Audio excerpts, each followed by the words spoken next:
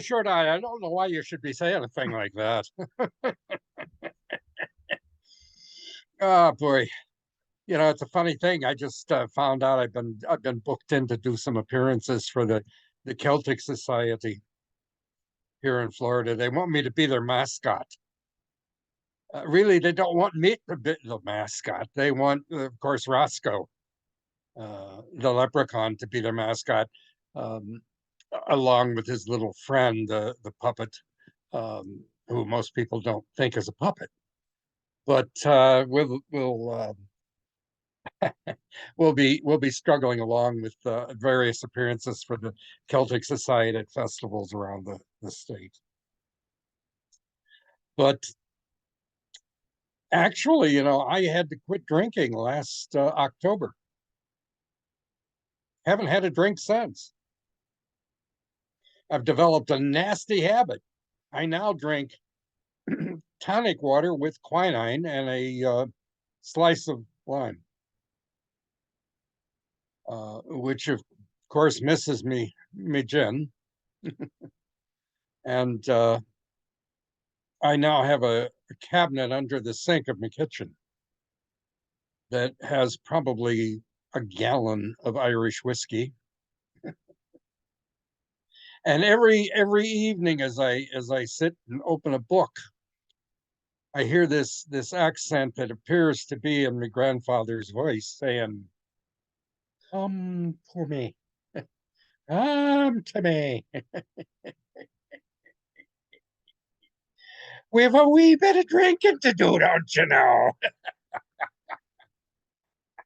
But as I said, I haven't touched a drop since October.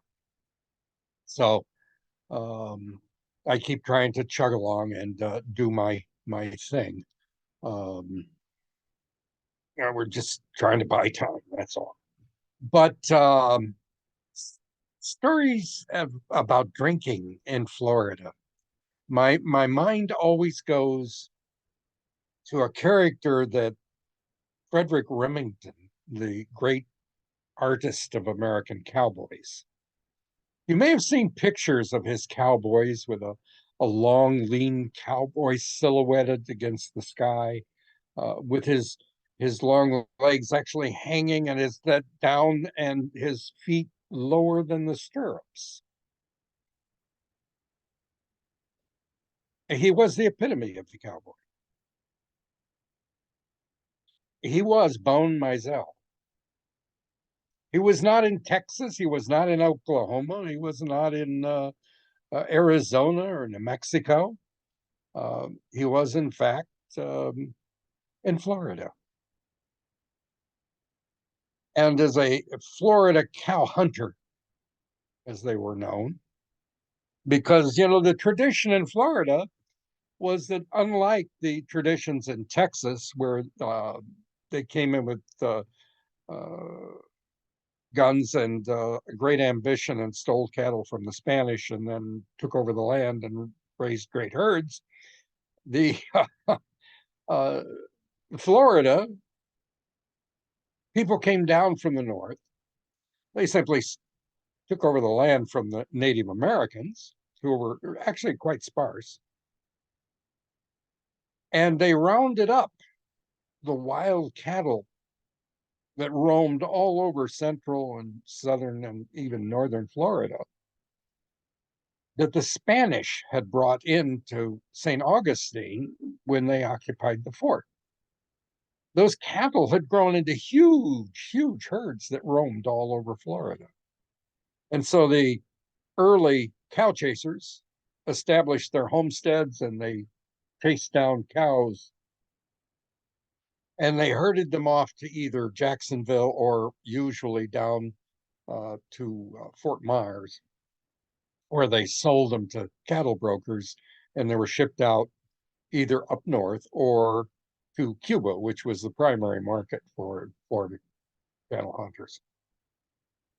But among those cowboys that developed as the ranches, farms, as they were called in Florida, grew, was one who was born in 1863, Bone Mizell.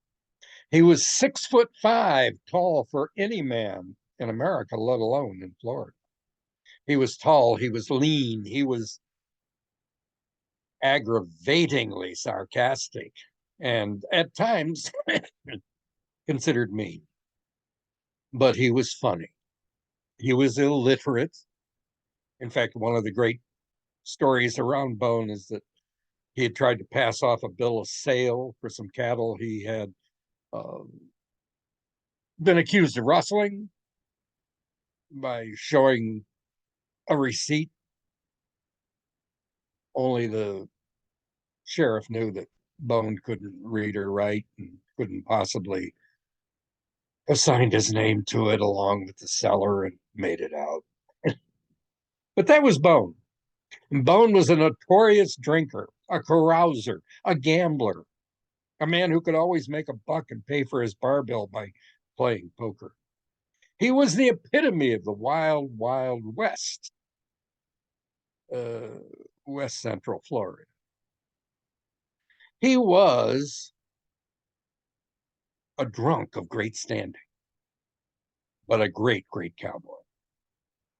One time they were drinking in a saloon in Central Florida, and they got so drunk. I mean, it was so drunk out, the sky had dropped and the room had turned dark blue. It was so drunk out that you could have had rain, but that really wasn't what got Bones' pants wet. It was so drunk out that he was on the floor of the saloon, still singing a song until he went fast asleep. His hat had gone to the side. His 18-foot bullwhip was on the floor, too. He was a man who could consume vast quantities, and he proved that he could drink slightly more than that, too. He was out like a light. He was out like a dark moon on a totally pitch black Florida night. Even the mosquitoes and the palmetto bugs and the snakes and the wasps couldn't wake Bone up, let alone his drinking buddies in that saloon.